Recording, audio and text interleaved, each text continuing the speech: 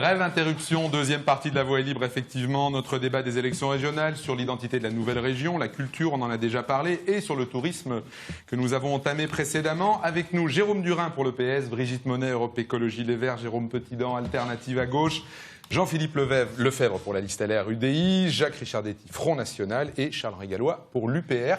Charles-Henri Gallois, on vous a maltraité tout à l'heure, vous avez un petit peu moins parlé que les autres, c'est donc avec vous qu'on va reprendre ce débat. On parlait du tourisme tout à l'heure, on a parlé de Center Park, vous parliez des référendums locaux. Un mot sur le tourisme tout de même, on a compris que la position de votre parti est une position opposée à l'Europe. On sait que sur le tourisme, il y a des aides européennes, il y a des fonds, il y a des synergies européennes. Est-ce que ça vient en opposition avec ça pour vous ? Écoutez, pour nous, ça ne vient pas du tout en opposition, parce que comme je l'ai dit tout à l'heure, finalement, les fonds européens ne sont que de l'argent français avec une ponction de 8 milliards au passage. Donc ça, il faut être clair là-dessus. Après, sur les atouts touristiques de la région, je pense qu'on les a tous soulignés, on est d'accord, personne ne va le nier. On a cité les AOC, les AOP, au niveau du patrimoine, des sites extraordinaires. Et il y a aussi évidemment l'agriculture, donc c'est aux AOP, et le tourisme viticole, qui est très important. On a peut-être les meilleurs vins du monde dans la région. Vous parlez bien sûr du Jura. J'étais plus sur les vins bourguignons, mais les vins Je suis sûr que vous les aviez oubliés. Les vins jaunes du Jura ne sont pas non plus. Il y a une tête de liste départementale de l'UPR très bien placée dans le monde viticole côte-d'Orient, donc Charles Gallois ne pourra pas dire ce qu'il veut. Un mot quand même sur l'idée, par exemple, de travailler sur une marque unique, Bourgogne-Franche-Comté. Ça existe déjà et nous on est très clair là-dessus. Pour le coup, on va pas se mentir. La marque Bourgogne-Franche-Comté, elle n'existe pas. Non, mais ça existe. C'est-à-dire, c'est des projets qui veulent être mis en place et on le sait, c'est sur la table. Nous, l'idée, c'est on va pas mentir aux citoyens.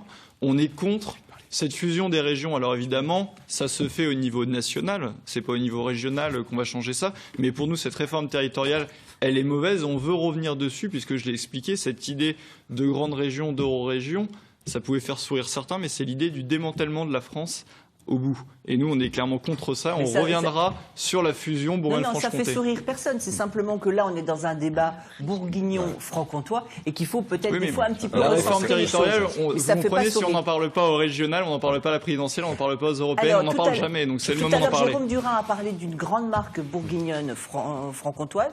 Vous, qu'est-ce que vous en pensez, Jean-Philippe Lefebvre ? De la même façon que tout à l'heure, je disais, on a créé une entité, mais pas, ça ne nie pas les deux identités.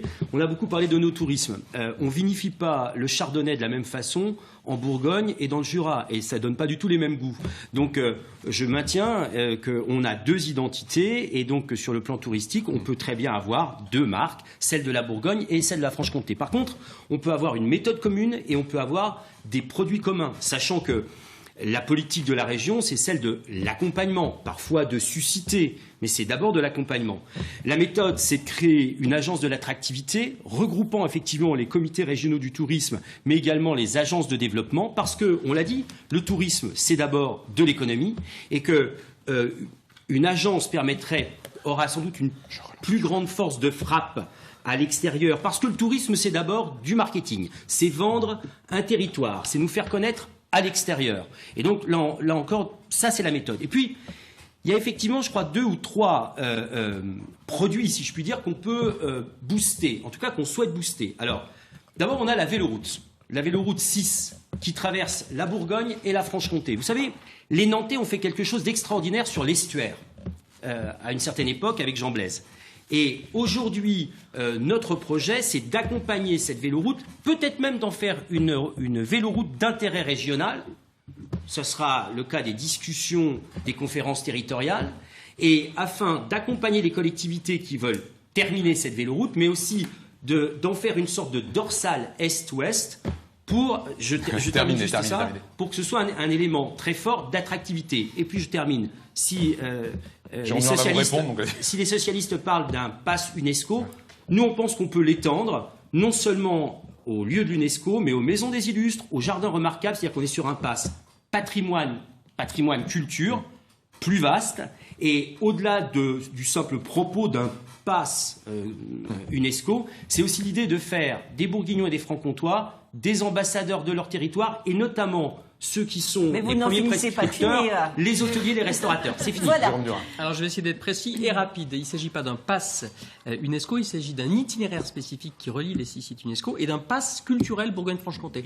Qu'est-ce qui se passe au niveau du tourisme mondial? D'ailleurs, vu d'Hong Kong, nous on est franc-comtois, nous on est bourguignons, ça marche pas. C'est pour ça qu'il faut avoir une marque Je peux vous Bourgogne-Franche-Comté. dire que sur les vins, Qu'est-ce qui se passe? Vous avez beaucoup parlé. Qu'est-ce qui se passe quand les touristes internationaux, ils veulent des passes. Ils vont à New York, ils ont un pass. Ils vont à Rome, ils ont un pass. Ils vont à Paris, ils ont un pass. Nous, on a un pass pour la grande région de Bourgogne-Franche-Comté. Pardon, je vais aller trop vite. Du coup, c'est très important parce que ça facilite l'attractivité du territoire. S'agissant du Center Park, je veux y revenir. Il ne faut pas opposer les formes de tourisme.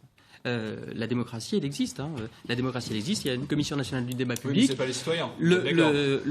Si, tout le monde peut s'y associer. Non. Le groupe Center Park rendra ses réponses le 3 février. Et on voit bien qu'en créant du tourisme familial chez Center Park, ça crée aussi de l'attractivité, ça augmente le nombre de nuitées, ça crée de l'activité locale, ça crée des emplois et ça crée des débouchés pour nos productions Est-ce que locales. si vous étiez une grande région, Center Park serait allé faire 2 propositions dans 2 régions différentes? Est-ce qu'ils ne sont pas allés jouer la subvention à une époque? Non, je ne pense pas que ça change. Non, vu qu'il y a une SEM unique, il y a 2 fois 8 millions de chacune des régions, donc ça ne change pas grand-chose à l'économie du projet. Les vraies questions du projet, c'est est-ce qu'il y a un danger environnemental? Oui, non.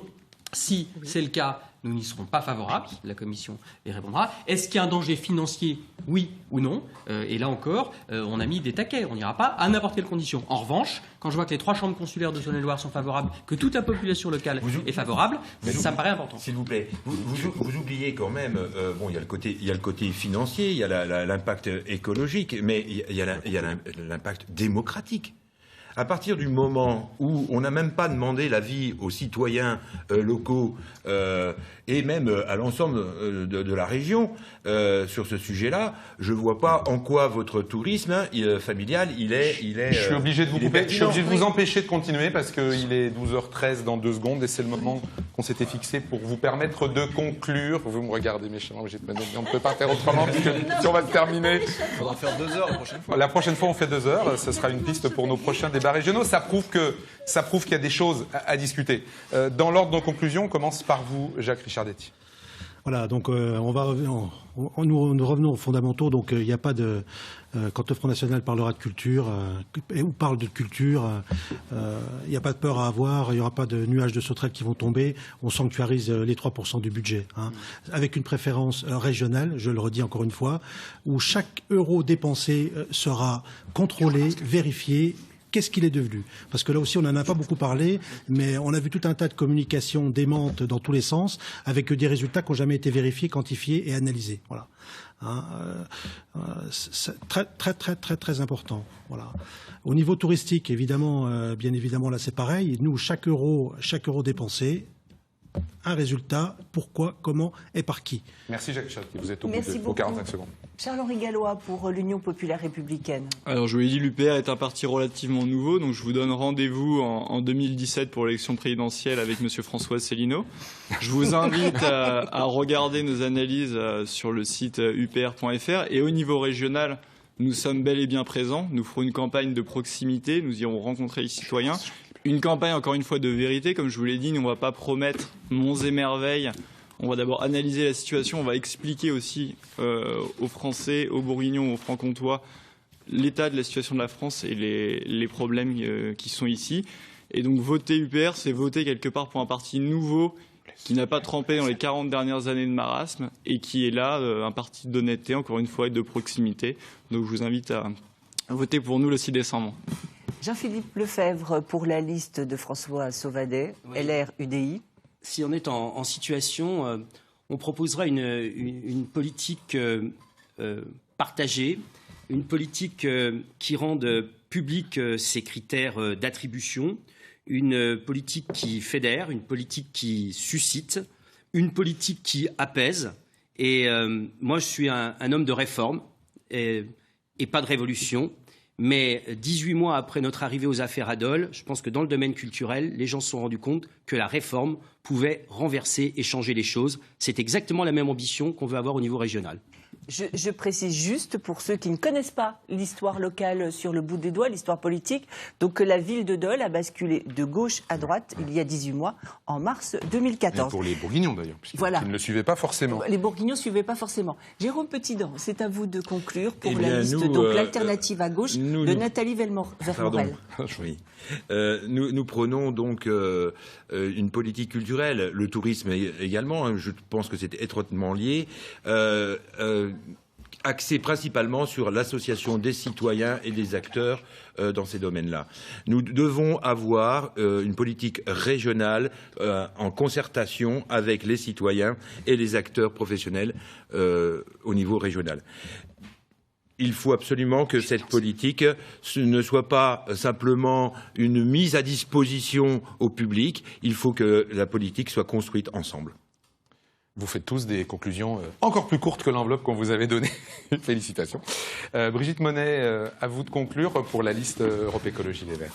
Alors moi, pour conclure, il y a eu quelques citations lors de cette table ronde. J'ai envie de terminer avec une citation de Nelson Mandela, un grand homme, qui disait que la culture est l'arme la plus puissante qu'on puisse utiliser pour changer le monde. Et avec Cécile Prudhomme, avec les écologistes, nous avons envie de changer, en tout cas, notre région, en faire une région où il fait bon vivre, une région qui soit respectueuse des hommes et des femmes qui y vivent, qui y travaillent, qui prennent des loisirs aussi, une région respectueuse de son environnement. Et je voulais quand même dire à mon collègue de gauche que, vous savez, à la fin de l'année, il y a une grande conférence internationale sur le climat. Et le but, c'est de limiter le réchauffement climatique à 2 degrés. Est-ce que vous pensez qu'avec 2 bulles sur la grande région Bourgogne-Franche-Comté chauffée à 29 degrés, toute l'année, on réussira à tenir cet engagement essentiel? Vous nous avez largement dépassé la durée de votre conclusion. C'est mal, Brigitte Monet. Jérôme Durin, pour terminer. Alors 45 secondes, c'est très court, effectivement.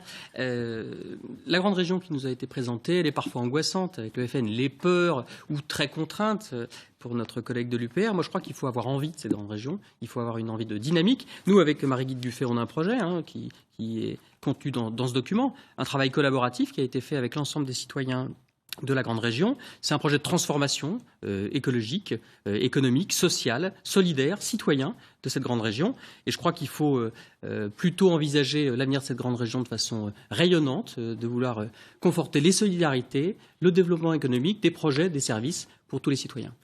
Merci à tous les 6 d'avoir joué le jeu. Oui, de ils ont cette tellement joué le conclusion. jeu qu'on a le temps de vous Voilà. parler des débats qui vont Alors avoir voilà, lieu. un mot sur cette série de débats, Voilà, puisqu'on vient de parler aujourd'hui, du c'est- tourisme et de la culture aujourd'hui, et la suite, C'était Catherine. le premier aujourd'hui. Donc le prochain, samedi prochain, on va parler mobilité, transport, et il sera question également de l'aéroport de Doltavo à ce moment-là, parce que vous n'en avez pas parlé les uns et les autres. Voilà. On pensait que vous alliez peut-être d'ailleurs nous... Voilà, vous alliez en parler. On avait préparé nos fiches aussi là-dessus. Après, nous parlerons dans 15 jours du développement économique et de la formation. C'est le gros morceau, si j'ose dire, des compétences d'un conseil régional, qu'il soit petit ou grand comme Bourgogne-Franche-Comté. Et puis le dernier thème sera consacré donc à l'agriculture et à l'environnement.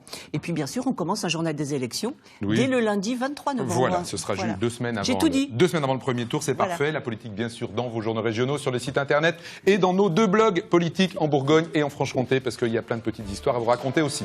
Merci à tous les 6 Merci beaucoup. d'avoir Merci. inauguré cette série. Bon week-end. Au revoir. Au revoir.